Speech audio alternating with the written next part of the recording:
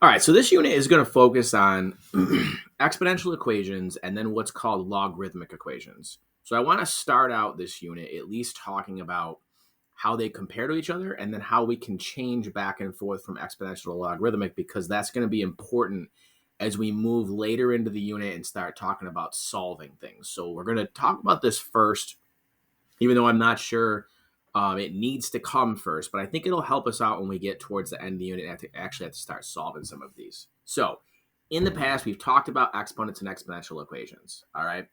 Exponential equations have an x in the exponent spot. So like 2 to the x, like that.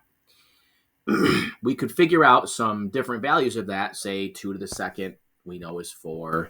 2 to the third, we know is 8. We can figure out more than them. All right. If we want 2 to the seventh, maybe I don't know what that is, but I can use a calculator. All right. And that's never been a problem in the past. So what we have to be able to do is if we have something where it's like, all right, well, 2 to the what is 256? Okay. And we try to determine that exponent. So we could just keep trying exponents over and over again until we finally figured out that 2 to the 8th was 256. All right.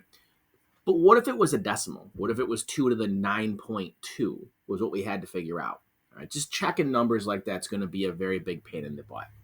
So logarithms come in and they will help us figure out exponents. Logarithms are the opposite of exponents, and the same idea as multiplication and division are opposites. All right, so if we need to find an exponent, we're going to use logarithms to do that. And then probably the most important thing to start out with here, and we'll do this in a few different things we're going to do in this section and also in some other sections of graphing and some different things like that, is to remember that logarithms and exponents are inverses. That means that the x and the y's change places, all right, when we move. So logarithms xy will then become y and x when we switch to the exponential equation. And the same thing back and forth.